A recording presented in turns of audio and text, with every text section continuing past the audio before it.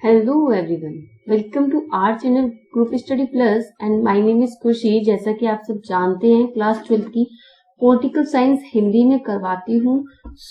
जिन बच्चों को political science Hindi में करनी है वो इस चैनल को सब्सक्राइब करें, लाइक करें एंड शेयर करना ना भूलें। ठीक है, अपने फ्रेंड्स को, सारे फ्रेंड्स को शेयर करें। एंड लास्ट वीडियो में मैंने आपको क्वेश्चन नंबर 15 तक करवाया था। इस वीडियो में मैं क्वेश्चन नंबर 16 से स्टार्ट करूंगी। ठीक है, आई होप आप सब समझ रहे होंगे। इन नोट्स में बहुत इजी लैंग्वेज लिखी है। इस नोट्स को आप नोट डाउन कर सकते हो, अदरवाइज आप नहीं करना चाहते नोट डाउन तो आप मेरे व्हाट्सएप मैसेज पे मैसेज कीजिए और मैं आपको नोट्स की पीडीएफ सेंड कर दूंगी। मेरा व्हाट्सएप नंबर डिस्क्रिप्शन में दिया गया है। ओके फ्रेंड्स, ओके, मैं आपको एक बात बता देती हूँ। वैसे तो मैं आपको मैप साथ के साथ करवाती चल रही हूँ, बट जो कार्टून है वो वीडियो की लास्ट में होगी।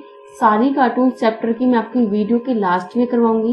ये चैप्टर का 4th पार्ट है। 3 पार्ट अपलोड कर चुकी हूँ। आप प्लेलिस्ट में जाके उन 3 पार्ट्स को देखिए, अदरवाइज आपको ये चैप्टर स्टार्टिंग से समझ नहीं आएगा। और मैं जैसे पहले बता चुकी हूँ कि ये चैप्टर 6 चैप्टर के लिए बहुत इंपॉर्टेंट है। इसी के बेस पे 6 चैप्टर्स आगे आपको समझने हैं। फर्स्ट चैप्टर को बहुत अच्छे से समझिए, उसमें आपको कुछ प्रॉब्लम नहीं होनी चाहिए। और मैं अपनी तरफ से पूरी मेहनत कर रही हूँ ताकि आपको हर एक चीज, छोटी छोटी चीज समझा सकूं। सपोर्ट नहीं, मुझे भी सपोर्ट कीजिए, मुझे भी मोटिवेशन मिलती रहेगी अगर आप मुझे कमेंट करके या लाइक करके या शेयर करके मेरे को मोटिवेट करेंगी, तभी मैं वीडियो बना पाऊंगी। अदरवाइज मुझे कोई मोटिवेट नहीं करेगा तो मैं किसके लिए वीडियो बनाऊं। Okay, so let's start. आज न्यू चैप्टर फर्स्ट चैप्टर की न्यू वीडियो स्टार्ट करते हैं। 16 क्वेश्चन पे आ गए थे हम। स्टार्ट करते हैं।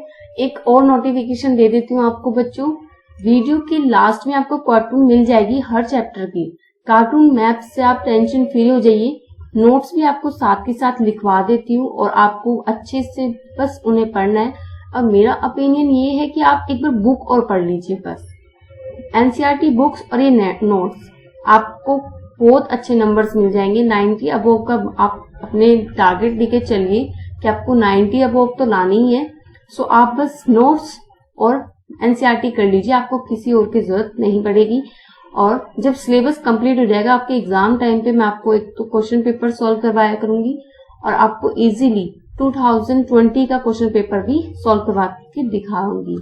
ठीक है, आगे बढ़ते हैं, चैप्टर स्टार्ट करते हैं। नेक्स्ट वीडियो का लास्ट पार्ट है ये। ओके, अपने फ्रेंड्स को शेयर करें, लाइक करें एंड सब्सक्राइब करना ना भूलें।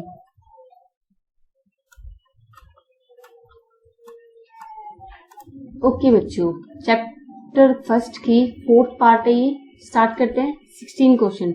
एनपीटी क्या है? परमाणु अप्रसार संधि इसका नाम है। तो ये एनपीटी क्या है, इसे संक्षेप में समझाइए। कभी कभी 1-2 नंबर में क्वेश्चन आ जाता है कि इसका संक्षेप में विवरण दीजिए। आपके लिए ये बहुत इजी क्वेश्चन है। आई होप आप अच्छे से समझेंगे और इसको समझने की कोशिश करेंगे और इसे याद करने की कोशिश करेंगे।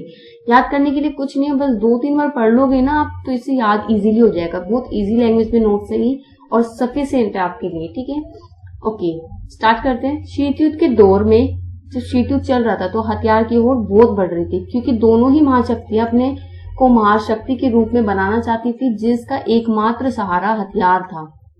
हथियार बढ़ेंगे तभी लोगों को पता लगेगा, जब विश्व को पता लगेगा कि हाँ इस पे इतने हथियार है तो ये बहुत बड़ी, किसी का भी विनाश कर सकता है, किसी से भी कुछ भी, कहीं भी खड़े खड़े उसकी विदेश की बिल्कुल विनाश कर सकता है। ठीक है, ओके। शीत युद्ध के दौरान हथियारों की होड़ पर नियंत्रण लगाने हेतु कई संधियां की गई थी, जिसमें से एलटीबीटी, एनपीटी, सीटीबीटी, बहुत सी संधियां की गई थी, वो हम आगे भी पढ़ेंगे। उसमें से ही एक एनपीटी है। अब एनपीटी में क्या था वो पढ़ते हैं। एनपीटी 1 जनवरी 1967 से पहले 1 जनवरी 1967 से बनी महाशक्तियों ने हथियार बनाए थे, परमाणु हथियार बनाए थे, उन्हें महाशक्ति की मान्यता प्रदान की गई। उनमें से 5 देश थे। ठीक है, और वो 5 देश कौन से थे वो आगे पढ़ते हैं। पहले आपको पूरा पढ़ के सुना देती हूँ, फिर आपको समझाऊंगी। ठीक है बच्चों, मान्यता प्रदान की गई और माना गया कि 1 जनवरी 1967 के बाद कोई भी देश परमाणु हथियार ना तो बना सकता है और ना ही उसका कोई परीक्षण कर सकता है, ना तो वो बनाएगा ना उसका कोई टेस्ट होगा। ठीक है, अब जो 1 जनवरी 1967 से पहले जितने भी देश महाशक्ति बने वो थे सोवियत संघ, फ्रांस, ब्रिटेन, अमेरिका और चीन। ये 5 देश है जो महाशक्ति, विश्व की महाशक्ति घोषित हुए। ठीक है, विश्व की महाशक्ति बने। ओके, उस टाइम पे 1967 से पहले। इस पर हस्ताक्षर 1968 में हुए और किए गए। इसका पूरा नाम परमाणु अप्रसार संधि है। इसमें 1 साल बाद क्यों हस्ताक्षर किए गए? क्योंकि 1 साल तक जितने भी परमाणु हथियार बन रहे थे वो बन के कंप्लीट हो गए और 1968 की स्टार्टिंग या मिड में इसके पर हस्ताक्षर किए गए। ओके बच्चों, अब ये जो 5 देश थे ये आपको याद कैसे होंगे उसकी एक छोटी सी ट्रिक है, फ्रीका।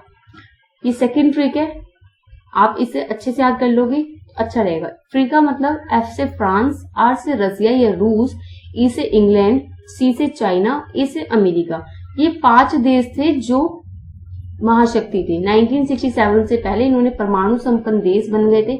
एक क्वेश्चन 2020 के क्वेश्चन पेपर बोर्ड में आया था कि जो 5 देश है वो महाशक्ति कैसे बने, क्योंकि वो परमाणु संपन्न थे। इसका आंसर ये था क्योंकि वो परमाणु संपन्न थे इसलिए उन्हें महाशक्ति बनाया गया। ठीक है, अब ये होता है हमारा कंप्लीट। इसको सेकंड ट्रिक है। ये फर्स्ट ट्रिक थी आपकी बिगनी जो गुटनिरपेक्ष संस्थापक देशों से रिलेटेड थी और ये है आपकी संपन्न देश, परमाणु संपन्न देशों से रिलेटेड। ओके बच्चों, आगे देखते हैं नेक्स्ट क्वेश्चन। अगर आपको कोई भी प्रॉब्लम है आप मुझे कमेंट में बताइए, मैं आपको आंसर दूंगी। ठीक है बच्चों, कमेंट कर सकते हो आप। ठीक है, आगे देखते हैं क्वेश्चन नंबर 17। स्टार्ट 1 से आप क्या समझते हैं? स्टार्ट 1 एक संधि है जो 1991 में हुई थी। ठीक है, इसका पूरा नाम है सामरिक अस्त्र न्यूनीकरण संधि। अब इसमें क्या होता है वो पढ़ते हैं। 1991 में सोवियत संघ के राष्ट्रपति मिखाइल गोर्बाचेव, ठीक है, और अमेरिका के राष्ट्रपति जॉर्ज बुश के बीच हुई थी। इस संधि के द्वारा खतरनाक और विनाशकारी जितने भी हथियार थे उनकी संख्या में कमी करने के लिए और दोनों देशों के बीच सहमति हुई। वह 1992 में CWC की फुल फॉर्म क्या है बच्चों? CWC का फुल नेम या फिर फुल फॉर्म कहे तो केमिकल वेपन कन्वर्सेशन, हिंदी में रासायनिक हथियार। इस संधि को 1992 में किया गया। ये जो ये CWC में पता है क्या हुआ कि जो रासायनिक हथियार थे ये वैसे तो 1992 में हुई थी। ठीक है, 1992 में ये रूस और यूएसए के राष्ट्रपति जॉर्ज बुश के बीच हुई थी। इस संधि में रासायनिक हथियारों के निर्माण व प्रयोग पर प्रतिबंध लगाया गया था। ये जो संधि है CWC, इसमें रासायनिक हथियार और रासायनिक जितने भी परमाणु हथियार थे उनके प्रतिबंध पर, उनके टेस्ट पर, उनके निर्माण पर रोक लगाया गया था। अब मैं आपको बता देती हूँ छोटे से इंफॉर्मेशन कि जो 1991 में सोवियत संघ था वो टूट चुका था, खत्म हो चुका था और 1992 में रूस को सोवियत संघ का उत्तराधिकारी बनाया गया था। तो 1992 में सोवियत संघ के खत्म होते ही रूस को उसका उत्तराधिकारी बना दिया गया। ये खत्म हो गया 1992 में, अब रूस आ चुका था। ठीक है, सोवियत संघ को ही हम रूस कहते हैं। ये पहले 1991 से पहले सोवियत संघ था बट 1992 के बाद ये रूस बन गया। और में जब रूस बन चुका था और सोवियत संघ बिल्कुल खत्म हो चुका था, टूट चुका था, तो 1991 में रूस का पहला राष्ट्रपति बोरिस येल्त्सिन को बनाया गया। इस नाम को याद रखना, ये रूस का पहला राष्ट्रपति है बोरिस येल्त्सिन। ठीक है बच्चों, आगे बढ़ते हैं नेक्स्ट क्वेश्चन पे। स्टार्ट सेकंड से आप क्या समझते हैं? स्टार्ट की अगर फुल फॉर्म आपको मैंने पहले भी बताई थी, दोबारा बता देती हूँ। सामरिक अस्त्र न्यूनीकरण संधि, इंग्लिश में स्ट्रेटेजिक आर्म्स रिडक्शन ट्रीटी। वैसे तो मैंने सारी फुल फॉर्म्स आपको नोट्स में प्रोवाइड करा रखी है बट फिर भी मैं आपको, यह संधि सोवियत संघ के विघटन के बाद मास्को एक जगह देश का नाम है, मास्को में 3 जनवरी 1993 में हुई। जिसमें रूस के राष्ट्रपति बोरिस येल्त्सिन और अमेरिका के राष्ट्रपति बिल क्लिंटन के बीच हुई थी। ठीक है, इस संधि के द्वारा दोनों गुटों के बीच खतरनाक हथियारों की सीमित व समाप्त करने के लिए संध्या या सहमति हुई और अल्प विनाशकारी हथियारों पर प्रतिबंध लगाया गया।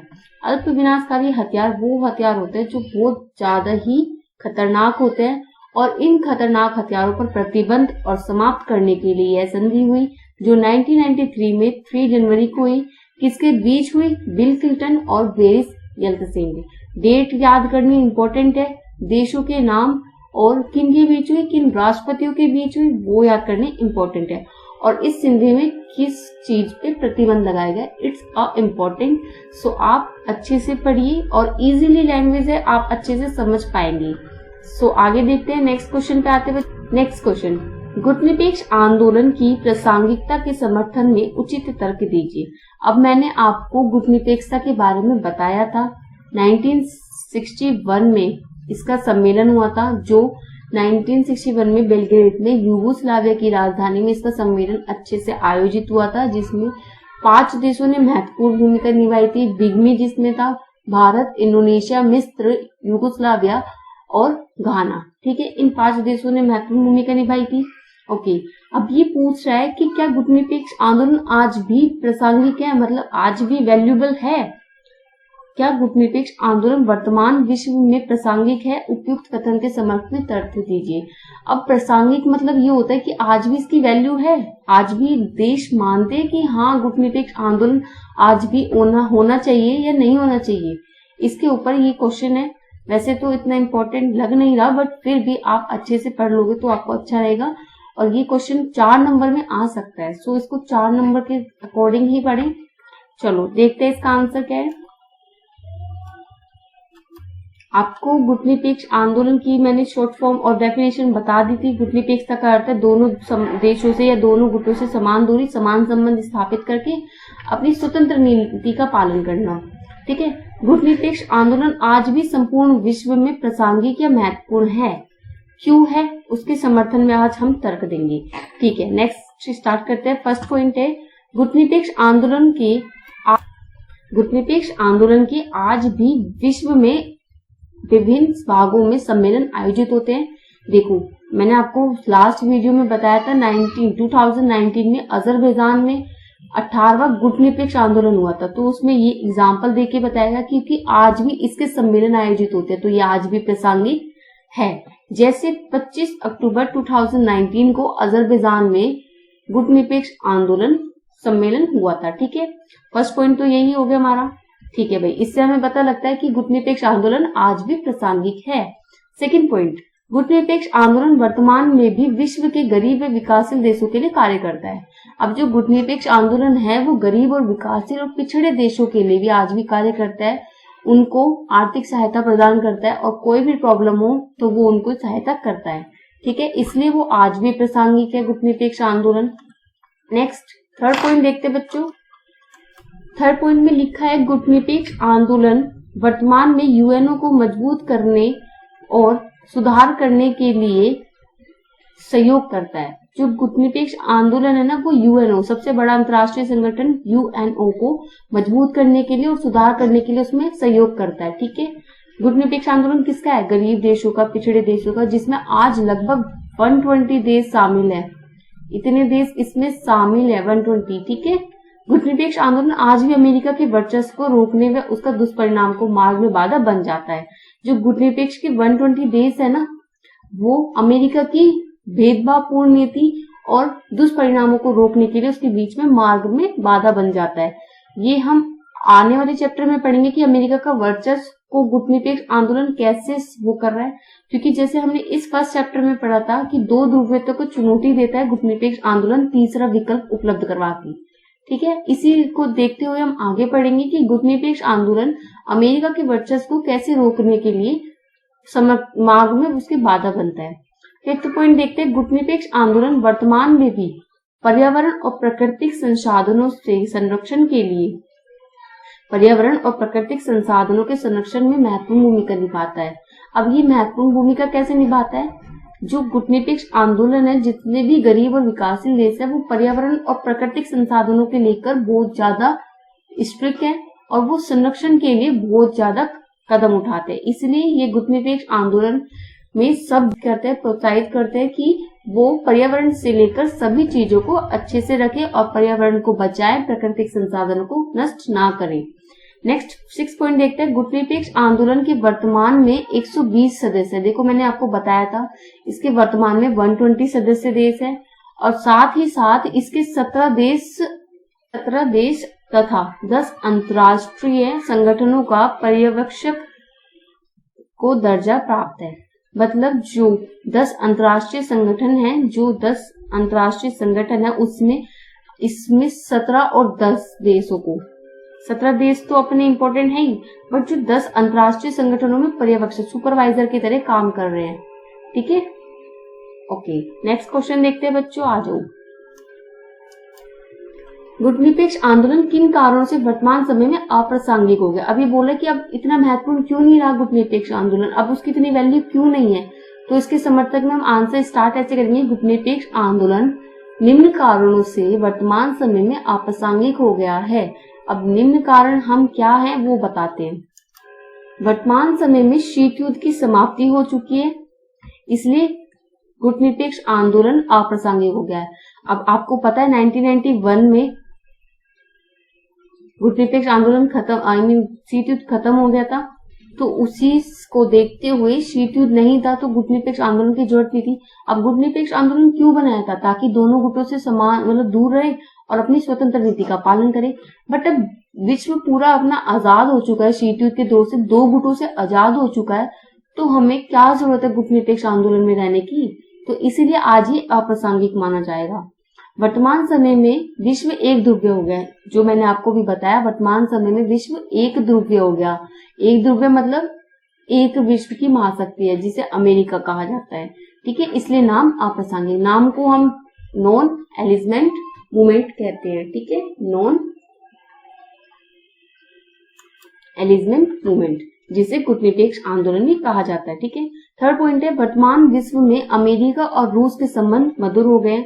अब सोवियत संघ और अमेरिका के संबंध तो बेकार थे 1991 से पहले, बट अब रूस और सोवियत संघ के संबंध, रूस और अमेरिका के संबंध बहुत अच्छे हो गए, इसलिए नाम की अप्रासंगिक हो गया, इसलिए गुटनिरपेक्ष आंदोलन अप्रासंगिक हो गया। नेक्स्ट देखते हैं बच्चों, वर्तमान विश्व में गुटनिरपेक्ष आंदोलन के कई सदस्य देश यूएसए द्वारा बनाए गए नाटो में सम्मिलित हो गए। जो गुटनिरपेक्ष आंदोलन के सदस्य थे ना, वो कई सदस्य नाटो में, जो अमेरिका ने अपने लिए सैनिक गठबंधन बनाया था अपनी महाशक्ति को बढ़ावा देने के लिए, उसमें शामिल हो गए। तो कुछ देश कम हो गए गुटनिरपेक्ष आंदोलन की, तो इसलिए अप्रासंगिक हो गया है गुटनिरपेक्ष आंदोलन। ठीक है बच्चों, आगे देखते हैं। वर्तमान समय में गुटनिरपेक्ष आंदोलन के सदस्य देश विकसित हो चुके हैं। कुछ देश विकसित हो चुके हैं जिन्होंने अपना विकास कर लिया है बहुत अच्छे से, इसलिए गुटनिरपेक्ष आंदोलन में वो नहीं आते, क्योंकि गुटनिरपेक्ष आंदोलन में वो देश आते हैं जो गरीब, पिछड़े हुए और उनकी अर्थव्यवस्था अच्छी नहीं होती, इसलिए वो देश आते हैं। बट कुछ देश अब विकसित हो चुके हैं, उन्होंने अपना विकास कर लिया, इसलिए वो गुटनिरपेक्ष आंदोलन को अप्रासंगिक मानते हैं। नेक्स्ट क्वेश्चन, लास्ट में मैंने आप कुछ संधियां बताई थी, उसमें से 2 संधियां रह गई थी, जो ये हैं। साल्ट वंश का वर्णन कीजिए। साल्ट की फुल फॉर्म है स्ट्रेटेजिक आर्म्स लिमिटेशन टॉक्स। यह संधि 1969 में हुई थी। यूएसएसआर रूस के लियोनिड ब्रेजनेव और यूएसए के रिचर्ड निक्सन के संपूर्ण किया। यह वार्ता 1969 में हुई थी और इसे यूएसए और यूएसएसआर के बीच हुई थी। इस वार्ता के माध्यम से भविष्य में अस्त्र नियंत्रण के लिए संधिया को बढ़ावा दिया गया था। इसमें भविष्य के लिए किया गया था कि भविष्य में कोई भी संधि मतलब कोई भी देश परमाणु हथियार ना बनाए और परीक्षण ना करे। ठीक है, नेक्स्ट देखते हैं क्वेश्चन। साल्ट सेकंड से आप क्या समझते हैं? इसकी डेफिनेशन, सामरिक अस्त्र परिसीमन वार्ता। यह संधि 1972 में हुई थी। यूएसए के राष्ट्रपति जिमी कार्टर और यूएसएसआर के राष्ट्रपति लियोनिड ब्रेजनेव के बीच हुई थी। इस वार्ता के द्वारा यूएसए और यूएसएसआर के बीच संबंधों को सुधारने व विनाशकारी हथियारों को संबंध को सुधारने के लिए और विनाशकारी हथियारों के नियंत्रण के लिए इस संधि का निर्माण किया गया था और इस संधि का समझौता किया गया था। इसे ये साल्ट सेकंड कहते हैं और ये सामरिक अस्त्र परिसीमन वार्ता इसकी डेफिनेट फुल फॉर्म है। और ये 1960 इसकी डेट 1972 डेट नहीं है इसकी, बट 1972 इसका ईयर है। ओके बच्चों, यहाँ आपका चैप्टर होता है कंप्लीट। अब मैं आपको कार्टून दिखा देती हूँ, ठीक है बच्चों। ओके बच्चों, ये जो आपको दो इमेज दिख रही है, इसमें जो फर्स्ट वाली ये वाली इमेज है, इसमें अमेरिका के सैनिक आइवो जिमा के जापान की लड़ाई में अपने झंडे को फहराते हुए दिख रहे हैं। जो आइवो जिमा एक जगह है, वहां पर सैनिकों ने अमेरिका के झंडे को फहराया। सेकंड जो इमेज है ये वाली, इसमें बर्लिन की जो 1945 की है, समाजवादी सोवियत गणराज्य के सैनिक राइस्टिंग बिल्डिंग पे, बर्लिन जर्मनी में एक बिल्डिंग है, उस पर अपने झंडा फहराते हुए दिखाते हैं। ओके बच्चों, नेक्स्ट देखते हैं। इन पिक्चर्स में ये जो सारी पिक्चर्स हैं बच्चों, ये अमेरिका द्वारा जापान पर किए गए परमाणु हथियारों से विध्वंस की दिखाई गई है। हिरोशिमा और नागासाकी पर जब बम गिराए गए थे, एक लिटिल बॉय और एक फैटमैन, उसकी ही जानकारी दी गई है इसमें।